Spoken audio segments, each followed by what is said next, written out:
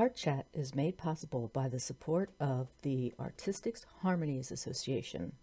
Create your next aha experience with us. Hi, everyone. Welcome to Art Chat. This is Linda Riesenberg Fisler. I'm your host, and I have my co-founder and partner in Artistic Harmonies Association, John Anderson, with us today. Hi, John. How you doing? Hi. How are you, Linda? I'm doing well. Good. Yeah, so got a number of things we want to talk about today about basically it's what do you want to get out of your art and your art career, and we'll jump into that in a few minutes. I have a little bit of housekeeping to do, not much, just some additions to the Artistic Harmonies website, and there naturally are new blogs there. John's been doing really well putting his blogs up. I have not so much, but I did do one on Monday, and we talked about copyrights and why putting your art on social platforms, social media platforms might not be a good idea, and how quickly you can lose your copyrights and your quote unquote visual ownership, if you want to call it that, because what you're doing when you're posting that is in the public domain. But we'll get into that in a totally different art chat on months, weeks from now or something like that. But we'll touch on it in as part of one of the other business episodes coming up, because it does make a difference to your business. And I just want to also offer one of the reasons why I wrote it and did the research was because I was wondering myself, should I be doing this? So, am I telling you not to do it? Read the blog, you make your decision.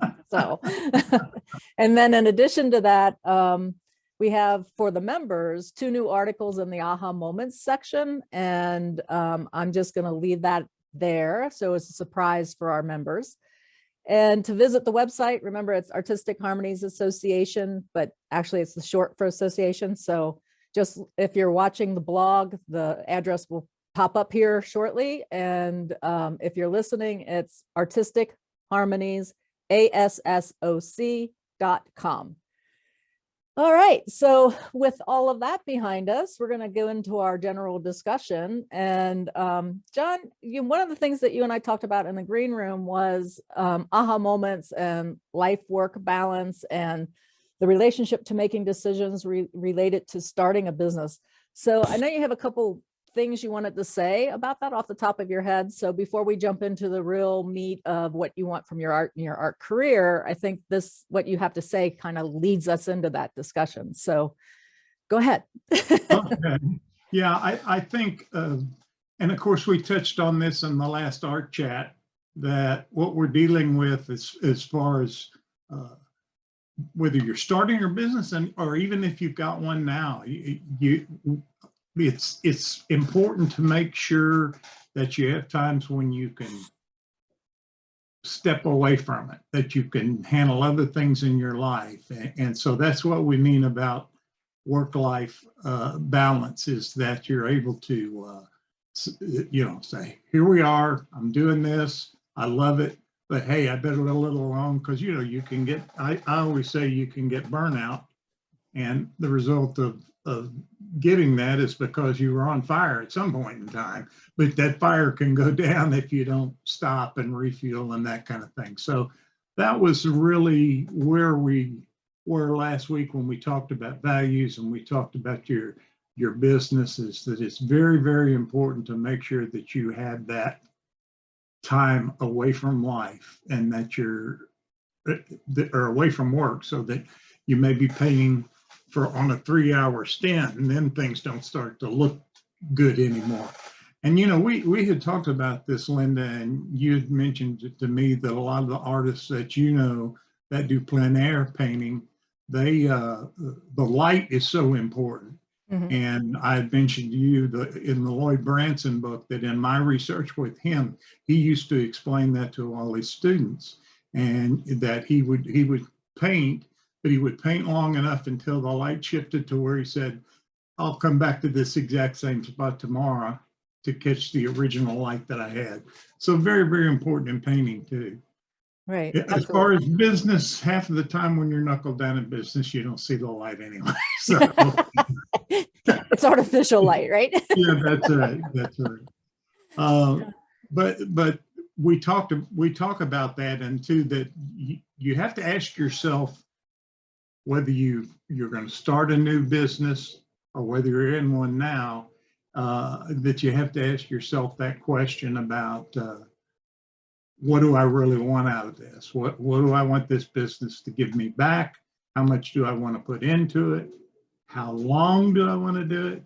And so that's kind of how we got around to today. But I thought this was a pretty good time to start into that area. So Right.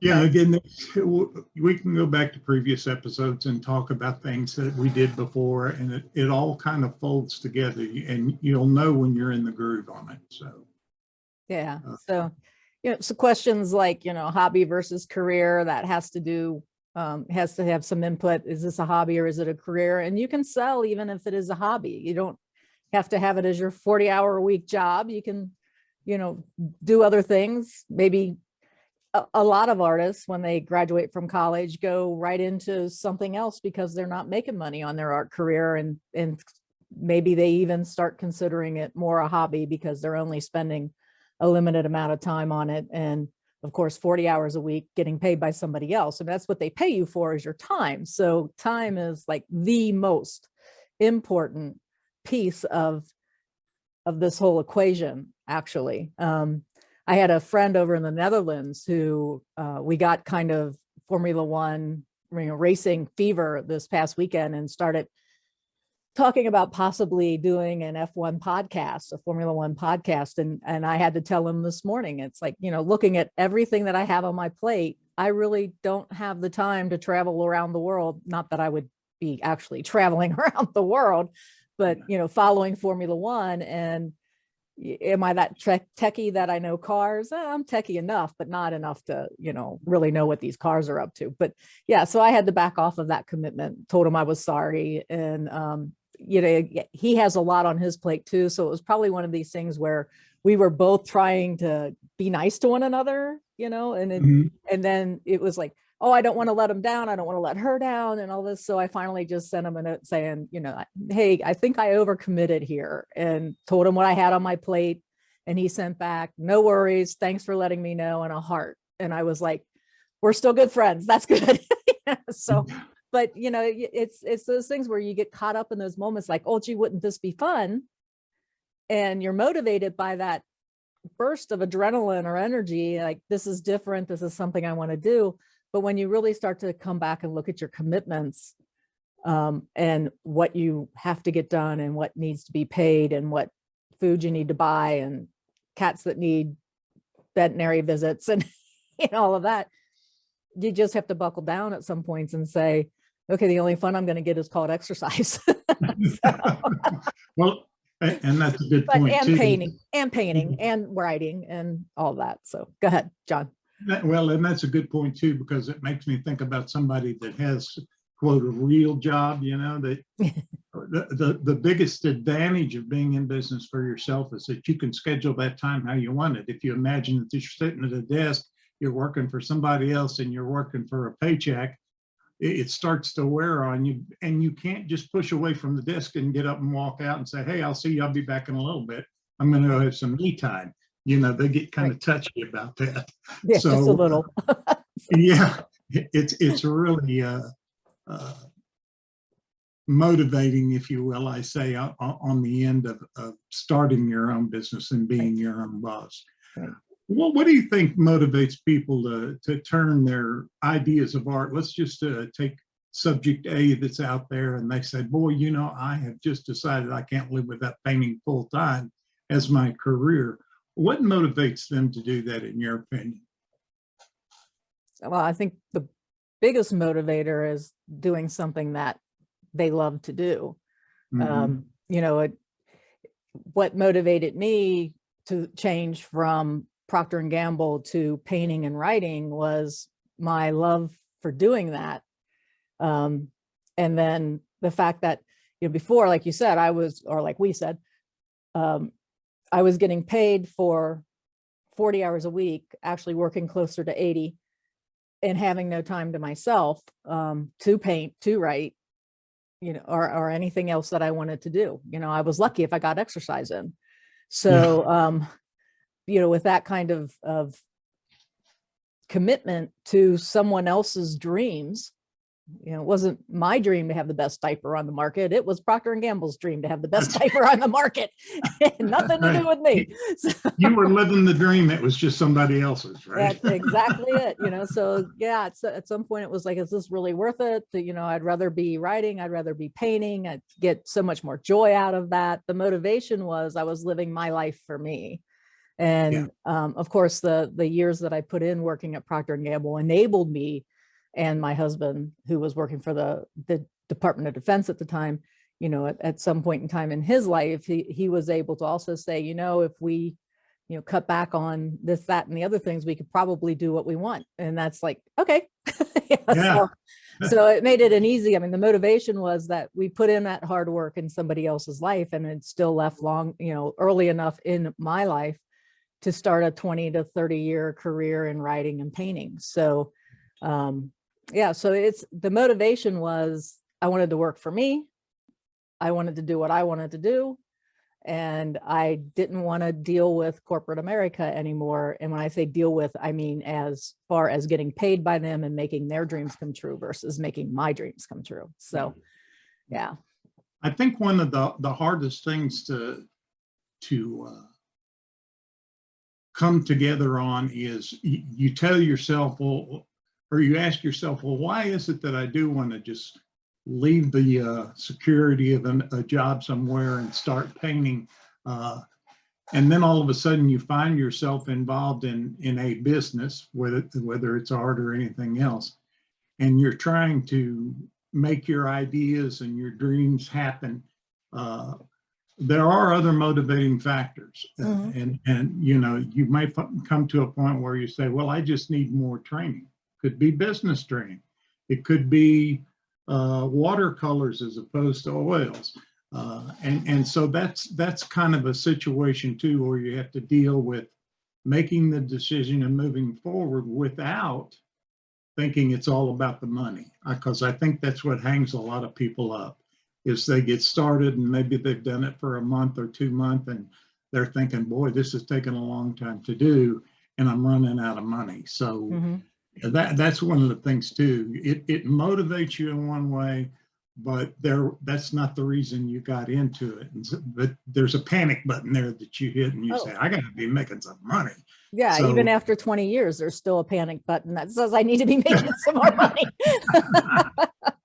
and again, that's one of the things about, I'll just call it the art industry. It doesn't matter whether it's painting or writing. You have friends in the movie business, and when the movie business took a dive because of COVID, they're sitting there going, oh no, I feel like somebody's told me, get out of that chair. You can't do this for the next 2 years. So there's different things that happen. So you have to recenter, remotivate yourself and move forward. Right. Or, again, a lot of people just say, well, I was in it for the money anyway. I'll just find something else to do for a while. But, I guess I'm an altruistic person. I hope that people are working at something that they love and they want to do, and the business is there as that tool to allow them to do that, to take that time and do it. So, yep, that sounds good. So let's jump into. I think we talked enough on those points, and as we said in the last art chat, just kind of to close a circle here, don't expect that if you are at the point where you're leaving a job where you're paid for somebody else's dream, that you're going to walk into your dream and be an overnight success. So plan, I guess what I'm saying is plan out, unless you have a, like they say in billions, the 7-figure or 7-digit buyout plan or whatever you want to call it, the golden parachute. Unless you have something like that, you're really going to have to look at your budget and what you can cut out of it and how long you can go on the money that you've saved up to start your work. So maybe you don't go from completely not working for somebody else, but you go part-time so that you can split your time halfway. So get that plan together, because your overnight success isn't going to happen as quickly as you think it will. And the appreciation of your work and things like that don't really come right at the beginning. I mean, you're not known in that new industry. So you're going to have to work to get known and build your platform all over again. It's kind of like, if I look back at the P&G world that I lived in, you know, I wasn't an expert on something the day I walked into that building. I was an expert after X amount of years, depending on what we're talking about in that particular case. You know, working in a physical properties lab, I was the expert of XYZ. Then I went into product development, and then I became an expert on certain things that happened in product development. Then I went into consumer comments and then I was an expert on consumer comments at some point in time. Again, that didn't happen. It was always reinventing yourself. You know, it wasn't a thing where you would just, you know, okay, now I'm in consumer comments. And while your reputation would follow you, not necessarily that expert label until the first crisis hit. And then all of a sudden you were the expert. So I don't know, you know, if there's a real definition of expert out there that you get hit. Well, you brought up a good point too. And I think P&G is a good example in the job that you had there. You knew going in that things were going to happen. And one of the reasons that you were there in that position of being an expert was because you were hired to solve a problem. And that goes the same thing too. You have to ask yourself your idea for an art business or any business. The idea may be great, but you have to ask yourself in reality time is, does it solve a problem for my customer, or is it something that they desire so much that they'll purchase from me? Mm-hmm. And I think that's the unique thing about creativity and art too, is as you're painting, and you know that you're painting to draw emotion out of the person that might see this and fall in love with it, you have to consider the fact that you're really doing this because you're solving your own problem, whether it's money, fame, recognition, anything like that. But you're also doing it because you know somebody out there is going to become attached to it. And so it'll fill a desire for that customer out there. Yeah. And again, you know, we've mentioned it today that you also have to ask yourself, is it going to provide a way or a path for to be able to do things that are going to improve your health, your wealth, and your future security. So, you know, what other things can you do that can expand on that? You have to ask yourself too, can I do this by myself? You know, you and I decided that we would partner up because you have skills that I don't have, and I hope to bring my skills that I have to the table. And so we may be individual solopreneurs is what they call it when you work for yourself, but we have become entrepreneurs in launching this business and moving forward. So when you're thinking about all these things, and again, we haven't reached that go, no-go decision. We haven't gone through our research, our analysis. We haven't put things together to enhance our idea to the point that you're going to take the plunge, as they say. But you are convinced that you're doing things that have a reason or a purpose, and that you can make enough money to live off that. That's kind of your starting point with getting your own business and doing things. Right. Now, in the business world, of course, we see people that come up with a unique product, and we think, why didn't I think of that? You know, so I usually knew why I didn't think about diapers. I knew all the time why I didn't think about diapers. Yeah. I'm sorry. No, that's right. And sometimes it's just something that kind of evolves out of existing trends. You know, you ask a lot of tech people, they didn't come up with an idea and then force it into the marketplace. They actually said, hey, I see a need for this. Now will people buy it? And that's how they jump into business.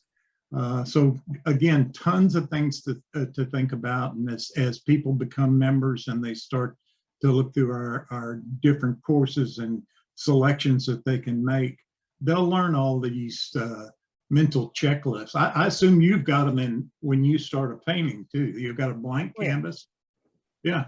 and you say, well, this is what I have to do first, second, third, fourth. And I've been fortunate enough to watch you start from scratch and bring some paintings to life.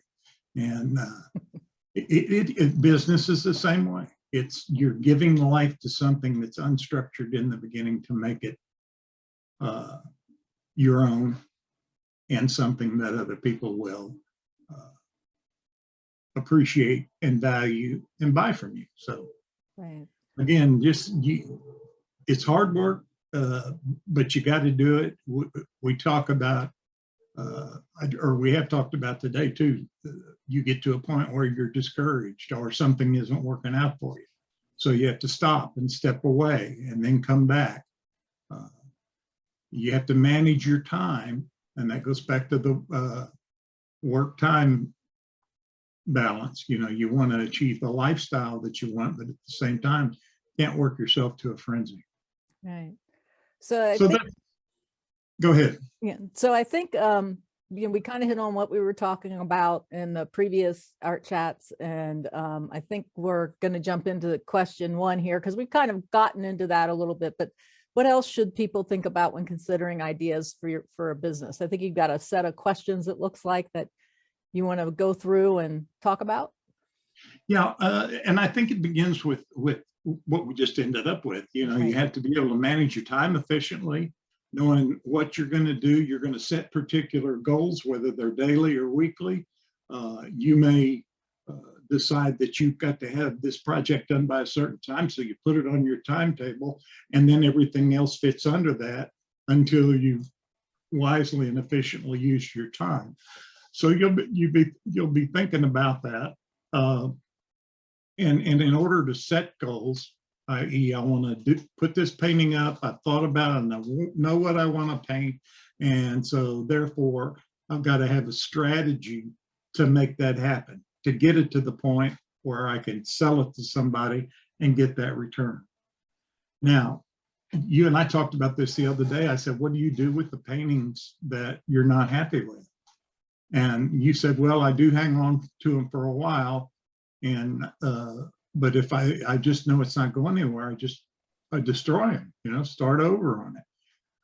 And that's kind of what you call the pivot. Mm-hmm. You're in a painting, it's not working, so you either change the colors, you change the different elements of the paintings, or you stop because you realize that the time you're putting into it, it's not going to be returned to you. So overcoming discouragement, keeping a positive attitude, moving forward, setting up your questions, and understanding that you've got to put some answers to that, and that you can't get to a point where you're working so harder than you expected, that you really kind of lose track of your priorities. You may start that painting, know where you go, even have an idea of what you want to sell it for that will help your business work and grow, but you lose track of those other priorities in your life that you have to do. So that's kind of where that takes us. So what other things can you expect? Mm-hmm. You can expect the unexpected. Life happens regardless of what you love doing, regardless of how you approach your business. But you are making a commitment that, hey, I'm starting a business that underlying every issue is being able to say to myself, it's got to support me. It's got to bring in the money to pay the costs, to buy new materials, to market my work, to get out there and sell it, so that I've made enough money and some profit that I've covered all my expenses, my lifestyle, et cetera, et cetera. So I'll never stop emphasizing that, because if you're not hitting those milestones, that's when you become discouraged to the point that you just want to stop. So, I'll just pass it back to you, only because I think we have the same kind of things that go on in our life, and that you have to set those priorities to make them happen. How do you set your priorities, as a business owner? Because 30 years in this, you've managed to write 4 books, working on number 5. Gosh knows how many paintings you've done over the years. How do you set those priorities and move forward? I think Tom sets my priorities, but That can happen. yeah. So a lot of it, I guess one of the things after working, like I said, at Procter & Gamble for 26 years and my priorities being set by the business and my managers and any particular problem that the company had, exposed to them at some point in time, you basically had to learn how to pivot very, very quickly to satisfy a number of people, but or a number of projects, however you wanted to look at it. But when I left P&G, a lot of that is so inherent in the zone that I don't even realize that I'm setting a priority. It's like, I said, I'll sit down and I'll write, okay, I have to get book 5 out there, and I'm feeling the pressure that my readers are writing me going, when is this going to come out? I can't wait for the next book, and, and all that. And so, it's been a while because we moved in that particular time from Ohio to North Carolina. So getting settled down here took a priority. So a lot of things went on the back burner, where, I could work from anywhere. I didn't have to stay in Ohio to do my job. My job of painting, or my job of writing, or my job of, keeping healthy, or however you want to look at it. I think as far as setting priorities, that whole outlook, even though a lot of corporate America business folks will say things like, your health is the most important thing. Yeah, well, then why are you dumping all this stress on me?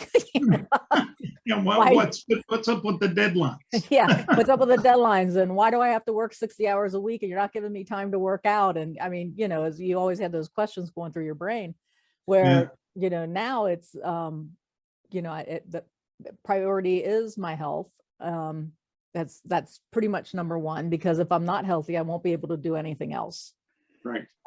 So then, from there, it's things that come around the house, because, let's face it, we're getting older and you have to take care of the house and things like that. But when those get integrated with a number of things, like, what am I going to paint today? It's really nice when you wake up in the morning and the first thing you're saying is, do I want to write on the book, or do I want to paint a painting? Or do I want to draw something? Or, do I want to take Juliet's book and do another lesson in Juliet's book? Or, I get emails or text messages from people who are looking to be mentored, basically, to start teaching. Do I want to go back to teaching? What needs to be done on Artistic Harmonies Association?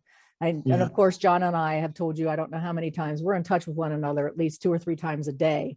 And if we aren't in touch with one another, it's one of these things where, oh, I hope he's okay. Are you okay? You see this, are you okay message coming through? Because we haven't said anything to one another in a couple hours. But, all of that is, there's a lot of thought that goes into every one of those things.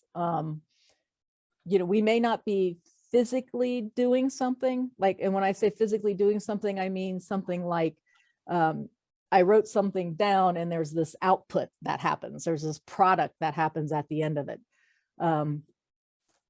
That part of it is so small for what we're doing. All of the thought process that goes into whether you're starting a painting, whether you're plotting a book out, all of that is being done in my head most of the day. I'm fixing dinner. I'm thinking about what the next scene in book 5 is, and how does that impact everything I have written to date. I took a really beautiful picture of sunflowers that were given to me on my birthday, and I keep looking at it going, do I want to paint that? Or is this one of these ones where that image itself is just so done so well that a painting wouldn't justify it? So, there's all that conversation. So then there becomes drawing and nice sketchbook to see if I can make it look better. And I think I just hit it on the head with that one particular photo. And, so there's all of that conversation that goes on. I paint a painting probably 3 or 4 times in my head before I even pick up a palette knife or a brush or mix any paints. And that's because then when I stand in front of that blank canvas, I'm not, 1, afraid of it. 2, I already know what I want the output to look like. So, I may have some guides and some reference and things like that, but most of it, one of the things I've been learning from Joe McGurl, when we talk, is really digging into your memory and using your memory and how that looked at that spot. And since I'm now down in the Appalachian Mountains and I'm painting mountains, I can go right back to that spot and look at it. I'm not a big plein air painter, so I never wake up in the morning and say, I'm going to go paint outside. That's the one thing that I don't do. And I was mentored under a plein air painter, but and we always called it complain air painting, because I would complain about the bugs. We complain it was too hot. It was, complain that my painting wasn't working right because I wasn't comfortable. So the big thing with me is I wake up in the morning and I say, okay, other than the household things that need to get done, if I'm not cycling or hiking for health, I'm going to go upstairs and work on book 5 if I feel like writing. Right now I'm working on book 5 mode because I finished a really cool painting and I'm just enjoying looking at that painting. And that's the waterfall one, John. Yeah. So, I'm looking at that. One of my favorites. It's like every time you finish a painting, I go, ooh, that's my favorite, So I have to be, I have to have a little bit more of a discerning eye. Now you know why he's my partner, guys. Yeah. Well, as a matter of fact, I'm going to take the Wayback Machine and put you in it. As you recall, and it was about a year ago at this time, and you and I decided we were going to start this business. I hit you in the head with it, and I've been carrying it on through this entire year, that you bring value. And I used to say, Linda, paint another painting. Take the time off to do that. Keep track of your time. And you have said to me, or as a matter of fact, you just admitted it today, that you don't necessarily sit down and just start a painting. It's been in your thought process. Well, that time is value. It's a very intrinsic and invisible value, but that's going into that painting. And you're not rewarding yourself enough if you can't reflect that in the price. And we are going to have a whole session about values and paintings and why they appreciate, or why you put them in the back room and cut them up later, because you didn't like it. But that is part of it, and it's part of businesses. Everything that you do creates value. You do a lot of things in the beginning you don't get paid for, and once you're successful, you get paid for a lot of things you're not doing at all. So you have to keep that in the back of your mind, whether it's business, whether it's art, whether you whittle on the front porch. The one thing that you give up that you can never get back is time. So know the value of yourself and your time, and you're able to incorporate that into the expectations of the business. So I wanted to bring that up to you today, because a lot of times, if you're like me, you're grinding away, or you're trying to write a blog, or you're working on your book, and you're saying, my God, I just, this is just going to take another 6 hours. You do realize the value of the time, because it's going to be gone, but it needs to go into the end result too. So I wanted to bring that up, and it was one of the reasons that you and I are together today, is I see tremendous value not only in what you do, but just who you are. And to me, you're living your passion. You really are. You put the pressure on yourself to say, well, I'm in this part of book 5, and I've got to finish this. Now that's pressure, and that's thing that can create a lot of stress in your life, but you know that it's going to bring value in it. So when we get to that part about talking about value, we'll go from there. But I wanted to mention that to you. You're appreciated. I see your value. All your paintings are my favorites, so I can't be wrong. But just remember that if you can prioritize your life, you can keep your core values intact and keep moving forward. Commit to your long-term goals. I'm sure you didn't sit down when you had that opportunity to open your business and say to yourself, well, I'm only going to do this for 3 months. You know that it's a long-term situation. And you basically are defining yourself by what matters to you the most. What qualities do you admire about yourself than anything else? You notice I didn't ask you, what do you like better, painting or writing? Because that's a decision that you have to make. And when do you feel like yourself the most? You may feel relaxed while you're writing a book, but you may look at a painting and say, well, this has got a short-term contribution to revenue, so I got to put my time in on this. Yeah. So all these things help you identify your core values and what you want to do with your business. And at this point, that's where I struggle, is that if somebody tells me I got an idea, I can help them take that into a business or help them grow their business. So my contributions or my value is more about building things from dirt, from the beginning. But it's all things you have to think about. And I think if you're clear on your values, that's going to be key to setting meaningful priorities that you can live with, and setting goals and accomplishing those goals. So yeah, it's the same. I always go back to, I've been asked a number of times by people that I've taught lessons to and all this. And I mean, I remember having a conversation with Tom before I actually resigned, and saying, well, if it doesn't work out, if I can't sell my work, I can always teach.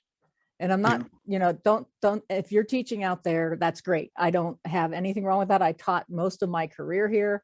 It's part of being an artist, because people will come and ask you if they can take lessons from you and things like that. So I'm not downplaying it all, but the reason why I left P&G was to sell my art, not make money teaching people. But right. I think that's the crutch that we all kind of fall back into, because it's the easier path. You can always find people who want to learn how to paint or write or whatever. And then you have a whole group of people who have an industry built around teaching you either to paint or write or dance or whatever the art is. Okay. And like I said, I'm so happy that people want to learn how to do that. I really, really am.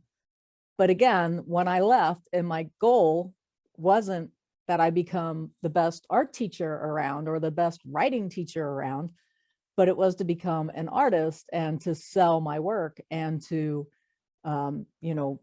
be known for my artwork, not for my ability to teach. Yeah. I take pride in both. But in all honesty, like, a number of the folks that I talk to that are artists, I want to sell my work. It would be nice to make money at this at some point in time. So that's what I think part of the conversation that John and I had when we started Artistic Harmonies was that, there are so many people, so many artists that are relying on the path of teaching who really, really would rather stay on the path of selling. But there's this huge mismatch about what's going on in the market and the demand. And then you move somewhere else and it's a totally different looking market. Like, I mean, New York City is different than Asheville. Yeah. Asheville was different than Middletown. And it's like, why is that? Why, why do we all sit in and I said this to Gene Peterson when we were having our check. It's really strange how there are these little silos, and it's not just geography based. It's silos that have XYZ artists in them and, dancers and all this kind of stuff. And it's like the two shall never cross paths. And it's like, I don't understand why that's happening. And, we all seem to stay in our same little cliques and stuff like that. So that was one of the conversations that we had way back then, a year ago or so. So so it's I think that's how you came up with the name Artistic Harmonies. Is there is a combination of things that make different aspects of artwork. Right. You couldn't do a movie without music, without dialogue, without external and natural views and things that they incorporate into a film. So it's very important to us to say, hey, we're not just here for the painters. It happens to be why we're starting on the visual arts. It's a great place to start. We know a lot about it. John knows a lot about business. So let's crank through that process, and eventually the writers, the singers, the doers, the buyers and sellers and all that stuff will come into play. So Yeah. this So is a complex thing we're doing, but it will come together, I'm confident.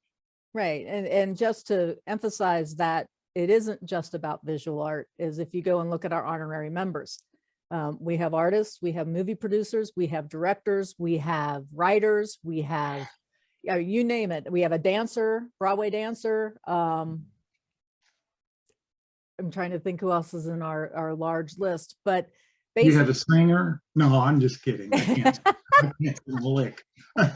I always tell people I sound like a bagpipe in heat whenever I'm singing. So, well, and I but do yeah, know, we have a diverse group, and we want to continue to bring that diversity into the fold. So, right, and we both do know musicians that we could offer an honorary membership to, but we cut it off for this year. We'll have some more honorary members in the year to come, and even our board of members, our board of directors, yeah, board of members, board of directors is going to be, as diverse as well. Probably a little bit more on a business side, but there's a reason for that, and that's because we are focusing on business models and business things that, all of the strategies and things that go with that.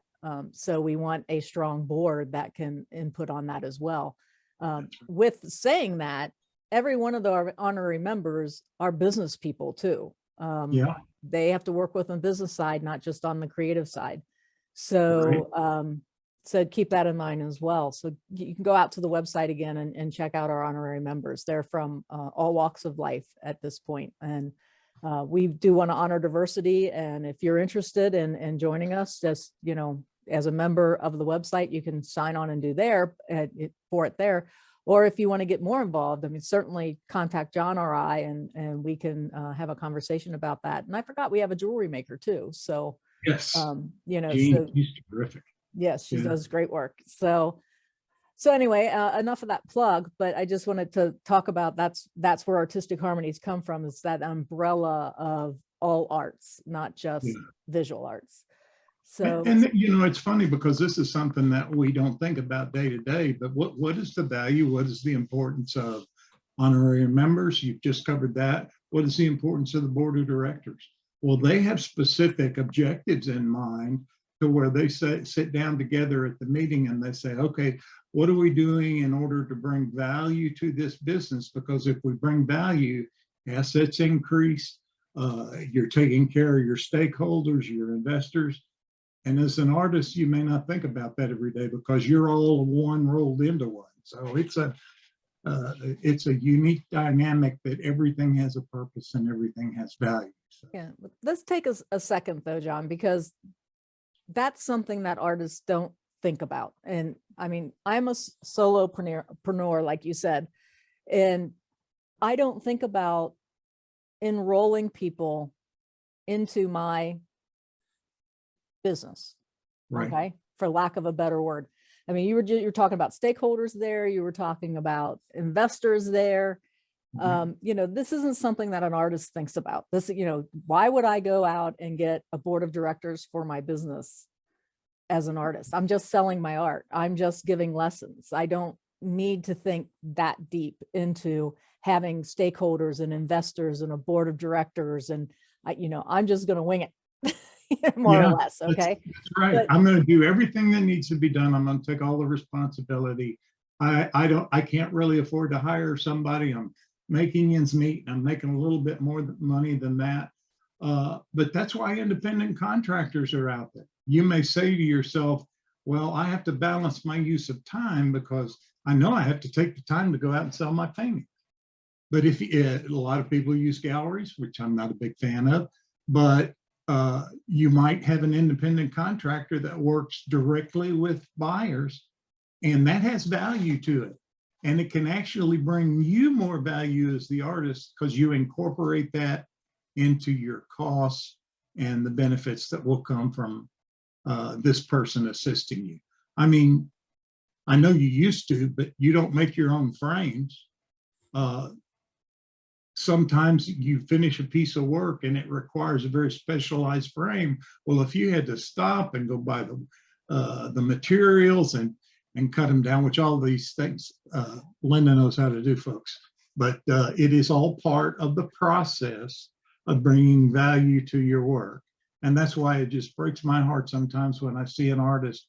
I can look into their work and I can say they have put a lot of time in this prior to coming up with the idea, turning that in their mind, buying the materials in advance, putting it all into the painting, finishing the painting, and then making that decision, what's that going to be worth in the market?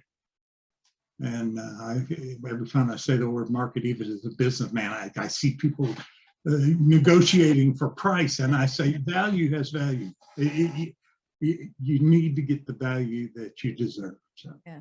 So investors and stakeholders and things like that are important to a business. Why? Well, they're important because they can help bring resources to the table. In other words, let's just say that there's a guy out there and he works for IBM and he's a good financial person. He understands how business works and he saved up some money. And he meets a Linda Fisler and he says, Linda, I read your first 4 books. I'd really like to get in the next one. Well, that's when you have a business person sit down with him and say, you want to share in the value that's presently here and the future value that's going to come out of this. And so you may take that person on as an investor with the hope that you'll sell 6 trillion books and he'll not only get his money back, he'll get a return on his investment. And he may come right back and say, I want to stay in or I want to get out, but you've done well enough that you can deal with that situation when it comes. And some people lose all their money, but usually your investors know what their threshold is. So, but that's what they do. They support business.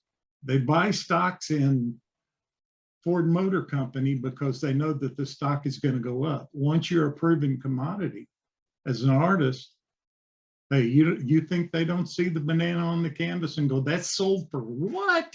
You know, well, because somebody had the idea and they brought value to that particular piece of art, which was about 89 cents a pound, I think.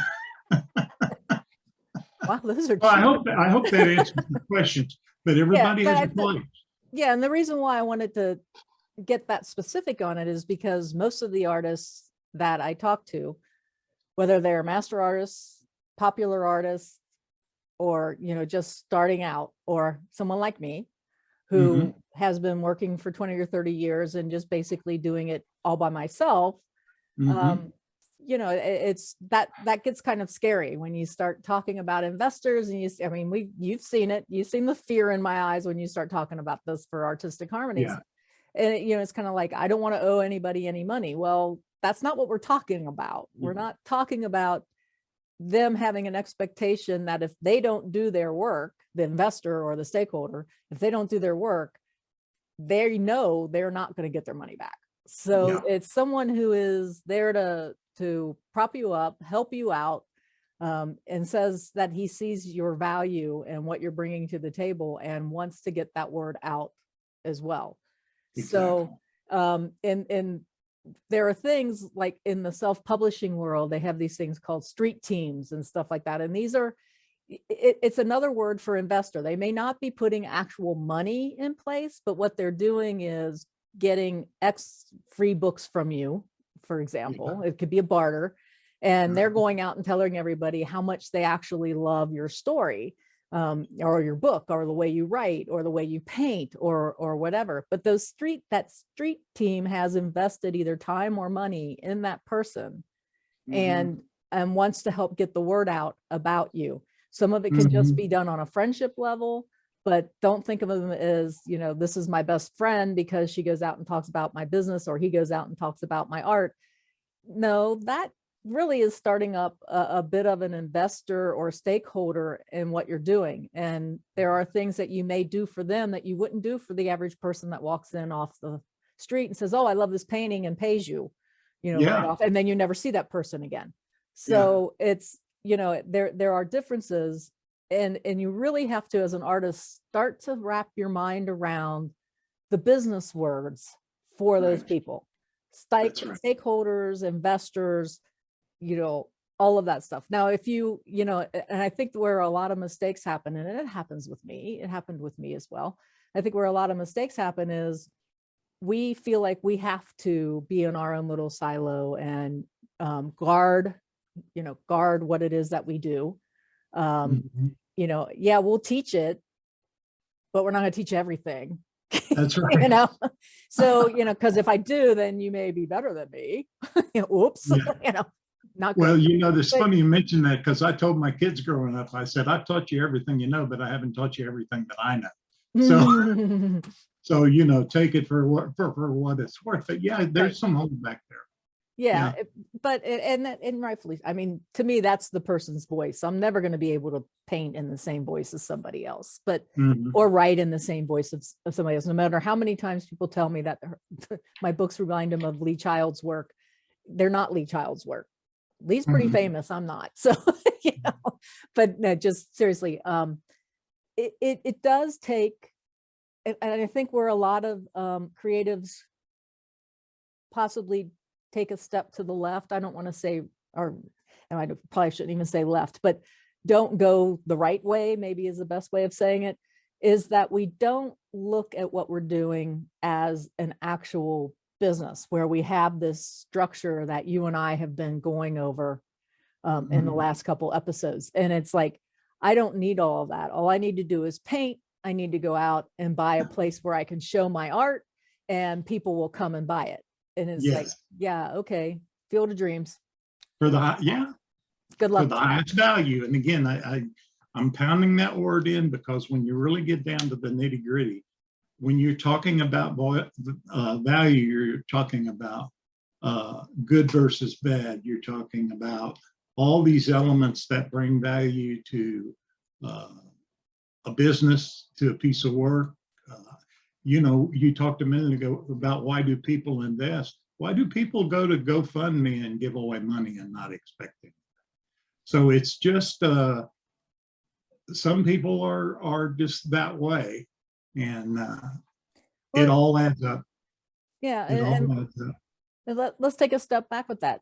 We've got Patreon and we got GoFundMe, and, all of the ones that are at CrowdStrike, I think is another one. You have all of those out there, but the ones that actually are making a living on those, GoFundMe, it has an exception because it's typically like, let's help pay our medical bills or something like that. I'm not talking about that. Let's go help Joe get to Nashville for an audition or something. But it comes down to the people that are on those sites typically have such a platform already, or so much of a following already, that provides them with X amount of income. So it's like, I could be out on Patreon, I could be out on GoFundMe, I could be out on other things, but if I don't have that group of people invested in what I'm doing, that's right, I'm not going to make any money. So I know who my friends and followers are, and they don't have a problem in the world with jumping on to my Patreon site when I had it up, or whatever business I start next, or whatever painting or whatever. Yeah, I'll give you that. I'll give you that money for that. Now I'll give you money to go buy that paint, that art or paint, so that you can make the next painting that you're going to sell, So there are the people that will go out there on the limb with you. And those are the people that become your stakeholders and your investors and your biggest supporters and your street team, or whatever word you want to call it. But you need to really think about bringing those people inside, so that, there's a great relationship that ends up happening between you. And you could probably, artists and writers, you can look back on times when you had somebody, dare I say it, blowing smoke up your butt. Yes, or up your skirt. There's I cleaned it up a little bit, but so and they're there for 5-10 minutes. And if you don't jump immediately and buy it, they're gone. Yeah, Those are not investors. Those are not stakeholders. Those aren't people. They were interested in making money off of you, that's not right. investing in you. So there's a whole different, there, just think back on all the prior relationships and things that you've had, and those that have been really, really helpful, and those missed opportunities that may not have really been missed opportunities, but were more that would cause you troubles. And and really just think about all of that time. Like, I can tell you people who really, really are not monetarily invested, but really do support me. And Yes. and if I asked them for something, they would do it. Mhm. So, those are the people that you want that's your tribe. You want those people Right. surrounded around you. That's So, right. yeah. So anyway, got off on that for Well, a little bit of that's a okay, because, conversation. see, to me, it all comes together, because when you're talking about values, you're talking about business values, you're talking about personal values, or you're talking about ways to measure them. And we're going to get into goals in a minute.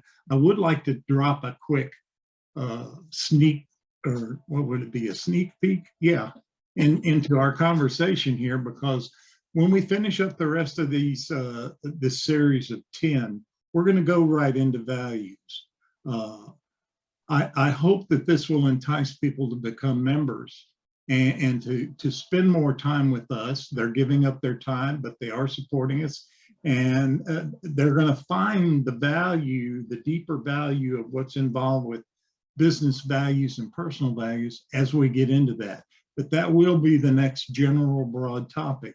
Well, why should I become a member if you're going to be talking about that? Because the additional stuff that goes along with that is so much value to us that if we pass it on, we now need to bring that money into the fold so we can grow as a business.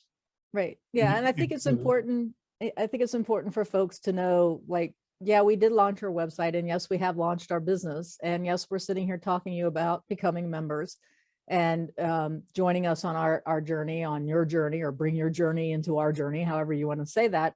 But, you also have to understand that the work that John and I are doing right now is exactly what we're talking to you about. We're going to be going out, and we're going to be finding our stakeholders, and we're going to be finding our the investors and contributors and volunteers, you name them, they're all assets to the business. Right. And a lot of people want to be involved. It's just the nature of the thing. And that's why I say you don't ever pass anything up.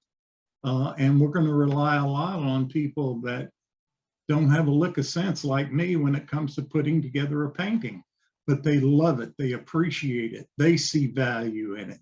And so we're going to carry that on to the point to where an artist doesn't have to go through traditional channels of distribution to make money.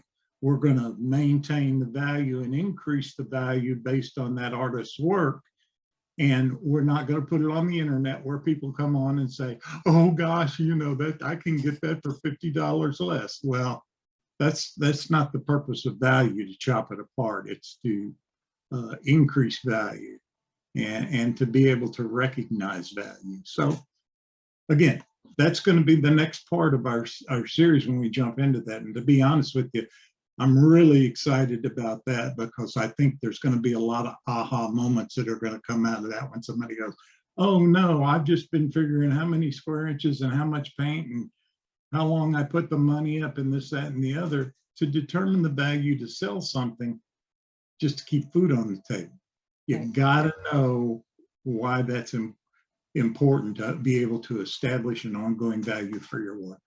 Right. And it's interesting because John just hit on the typical, how much should I charge for this painting equation, which was figure out how many total inches there are in your painting. So 20 by 24 is 480 inches. And then your time for each time you went into that inch and paint it, for example, and then equals what you should, so it's your time, basically.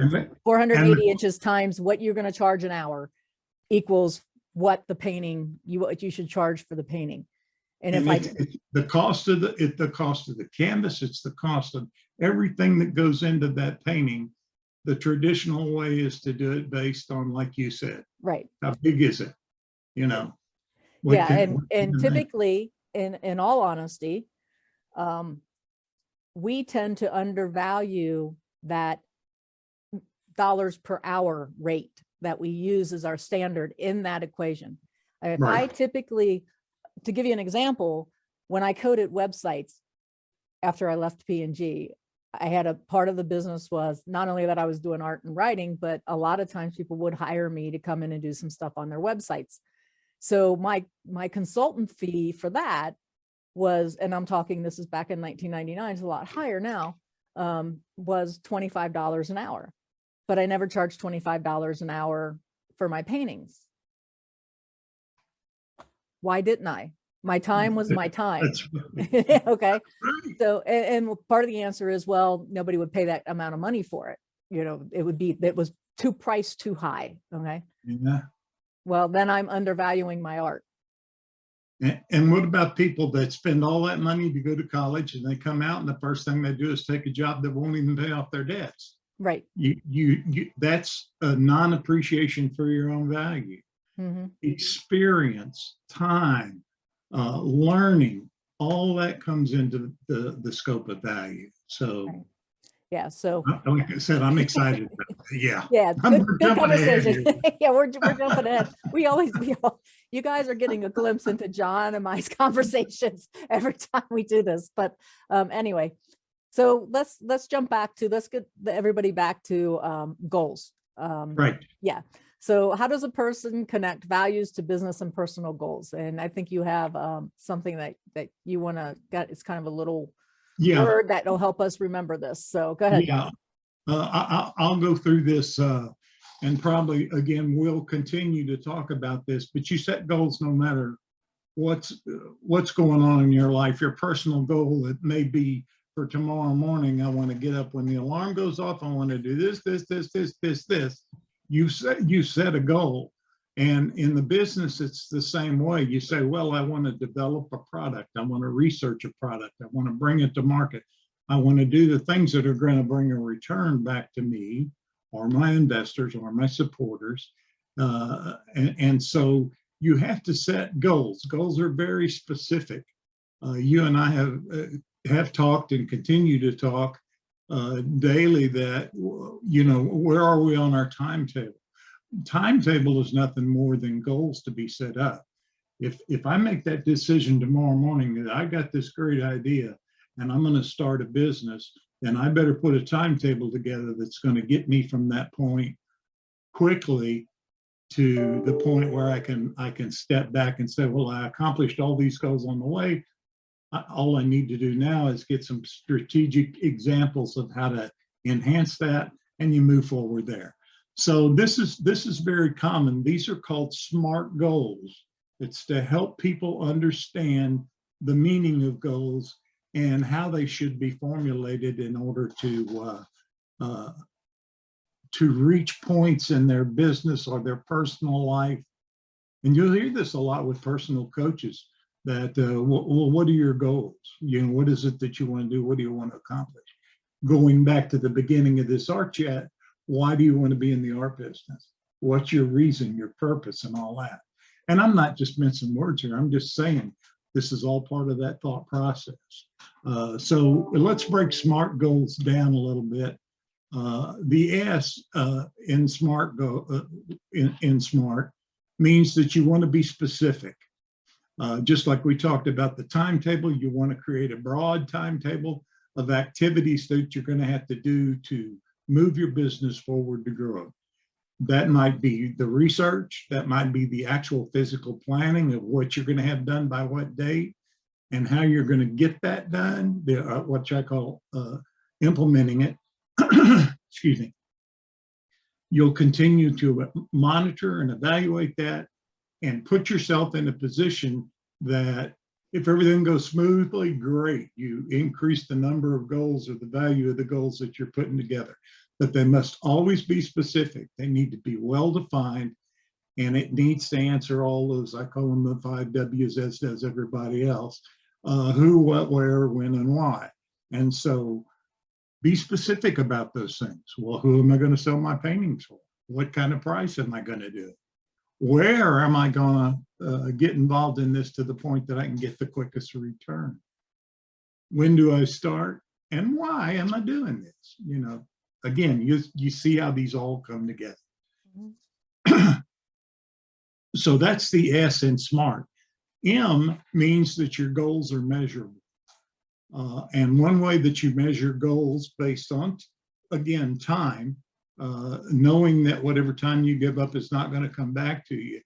You develop within your timeline milestones that, hey, I know that my ultimate goal is to have made $100,000 this year by selling my artwork.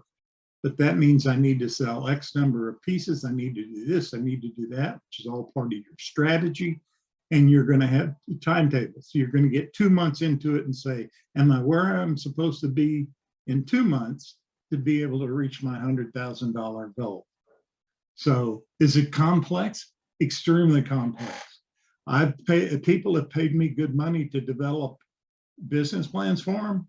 And I'll get a call 3 months later and they say, what do I do now? I said, well, have you ever taken that business plan off your shelf? Have you ever discussed it with your stakeholders? Have you ever found out if you're on point?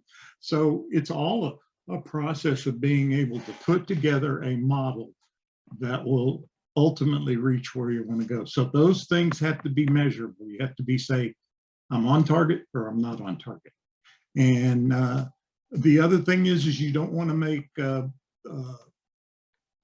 your goals too difficult, but you don't want to make them too easy. So they must be attainable. And that's the A in SMART. And that's where you spend the proper amount of time and resources in each process. And that's the research, the planning, the implementation, et cetera. And then you have to determine, what were my priorities? Did I say I was going to do this 1 hour a week or 50 hours a week? All of that has value. All of that has meaning. And goals must be attainable in order to succeed. So that's where you are on that. The R means that your goal should be relevant. Is this a hobby or is this a business? Is this something that, hey, I'm going to sell my paintings, but as you said, as an alternate option, I'm going to teach, I'm going to sell knickknacks, I'm going to do whatever. And those are variations from the actual substance of what you wanted to do as a business. And so all your goals, aside from being specific, measurable, and attainable, they have to be relevant. Otherwise, you're going to find yourself continually shifting and twisting and pivoting and not being able to accomplish the things that you started at point A that you said, I got to have it finished at point B. Okay. And obviously the T, I say obviously, all your goals are time bound. Whether it's to get up in the morning, make sure that I have my coffee, do this, do that, do this. And at the end of the day, I've accomplished all those things, then I've met my goal. But it's time bound. It's how much am I going to do in that minute, that hour, that day, that week. So that's the T in SMART. So I can, again, as we go through this, you can see how it works not only with creative people and creative people that are in business, but it works for all of business. It works for all of life. It works for when you're setting priorities to say, I'm going to spend at least 3 hours a night with my family. Now, that's got a bunch of things involved there, but you set that time aside and it brings value to your life. Same thing with your health. Linda loves to ride bikes and be out. She gets a lot of her inspiration by going through the Blue Ridge Parkway and looking at the mountains and walking and hiking. And those are all things that are assets to her personal life, but at the same time, it adds to everything that she wants to do. Health, wealth, you name it. You hear people say, I just want to lie on a beach somewhere. Yeah, well, you're going to run through time faster than you think about it. At 71 years old, I'm beginning to see the value of what time I have left. So I want to make the most out of that. Those are my reasons. Is I'm beyond the, don't get me wrong, you love to make money, but I'm into the passion of what will come back to me for the opportunity of good that Linda and I set up for creative people. That's kind of it in a nutshell. Linda, is there anything else you can think of? I think it's rather easy to remember to work smarter rather than harder. So Right. that smarter comes back to the SMART, and there's art Oh. and smart. So Yeah, that's right. The smart art. Yeah, it's that marketing part of me and Procter and Gamble. What can I say? So yeah, so I think, again, just to go over real quickly, the S stands for specific, so be specific. The M stands for measurable. Whatever goal you're putting out there, it needs to have some measurable outcomes to it. And then the A is attainable, and the R is relevant, and the T is the time bound. Make sure that it's tied to the time and realistically tied to time. And then there's always the famous A that is out there that P&G always has, and that is accountability. So that A, where we say attainable, you can also say that is accountable, because who's going to hold you accountable? You are. You are. Because you're, yeah. But also taking it back a step, the other part of accountability comes when you do have investors and stakeholders and people, board of directors. All of these people will be holding not only you accountable for your business of selling your art, but also will hold themselves accountable. So there's a whole accountability discussion that can go on in here, but we've actually hit on enough today. I'm sure we'll get into accountability sometime in the future, because we can make these charts until we're blue in the face, but if we don't hold ourselves accountable and say that we're going to do this work, be committed to it, all those great buzzwords that corporate America loves to hear, is true even for us in the art world. I mean, there is an art industry that we are a part of. And if you look at any of the trade surveys that are done and things like that, you'll understand that it is a big art market. Whew. And the same with writing and publishing. That is a huge market. And yes, it got set on its ears because of the self-publishing, but it didn't take the suits long to figure out how they could take advantage of self-publishing. So, and I do mean take advantage of. Okay. So if you walk into publishing a book right off of the bat and end up in a vanity press situation, you're going to become very disheartened very quickly with self-publishing.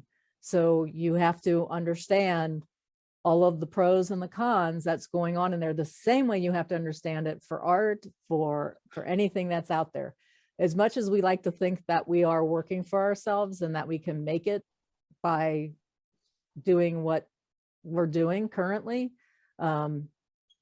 we want to set that a little bit on its ear, John and I do, and kind of change things away and get you thinking about becoming part of that industry, and really celebrating your work by being this business entrepreneur as well as a creative entrepreneur. So kind of the way that I think we can wrap that up this week, John. So. Well, and I'll say, congratulations to all you folks that have come this far with us, and that will continue to move forward with us. But you're basically experiencing too an inside look of what Linda and I talk about every day as we begin to develop our strategies to get where we want to go. We haven't started any fundraisers yet because we haven't put that strategy in motion. And so there's a lot of things that are on our list of SMART goals that will make us successful. And we're putting our arms around it. We're welcoming people to join us. We understand that they want to know, well, what's this going to do for me? But we're going to show you, as value comes to us, it goes back out to you as an artist too. So It's a mutual admiration society of creatives, is what I like to call it. Yeah, there you go. Yeah, so it's we talked a little bit about frustration before, and there's always frustration because something doesn't come together as quickly as possible or as quickly as we want it.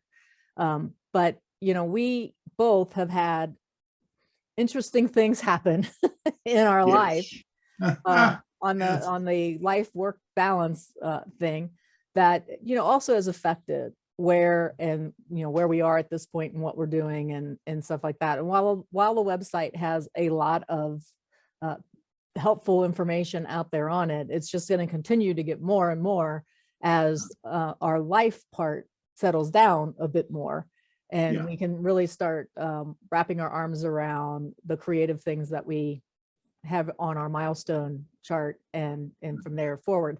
So yeah, I mean, one of the reasons why I think we're going to be really, really successful in this is that we haven't detoured away from what we really want to do, even with all of the obstacles that have come up so far for us personally. And I think that speaks well to the fact that we want this to be somewhat of a legacy when we're gone. Not that you or I plan on going anywhere anytime soon, but you just never know. And it's been a fun time working with you and starting to wrap my mind around, I can't just be this flighty creative over there that keeps expecting things to happen that, when I don't put things in writing and I don't bring it to life. So always a good thing, always. And John has worked, just so you know, I mean, John knows what he's talking about. He has worked with entrepreneurs for what, 30 years now?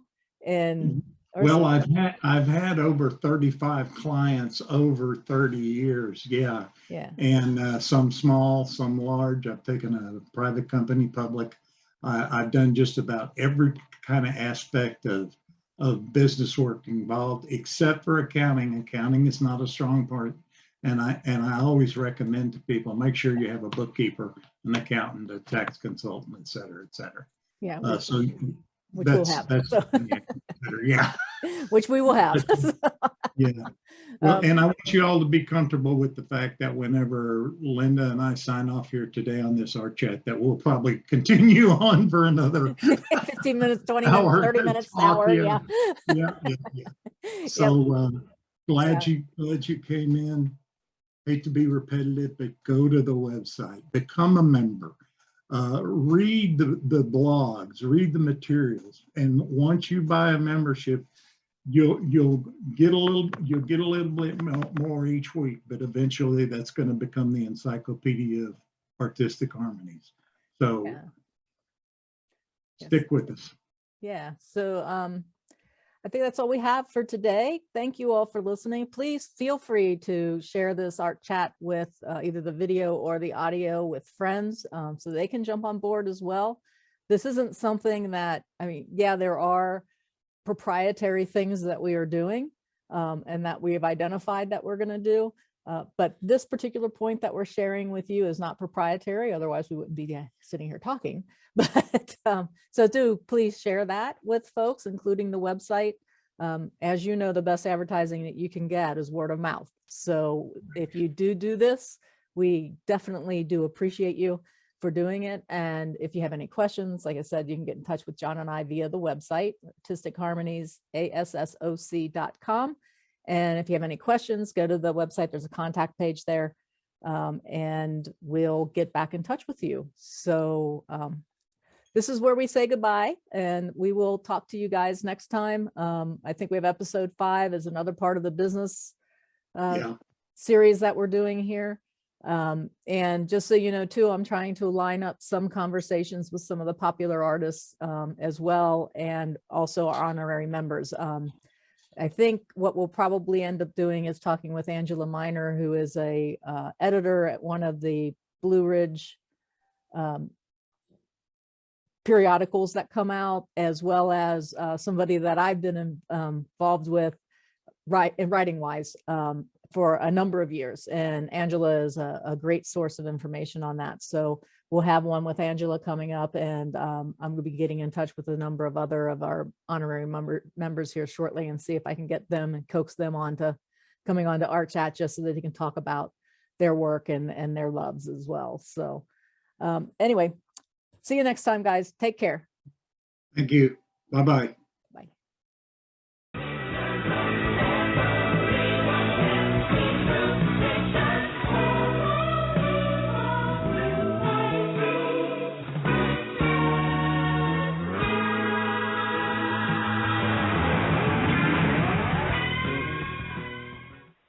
Art Chat is made possible by the support of the Artistics Harmonies Association.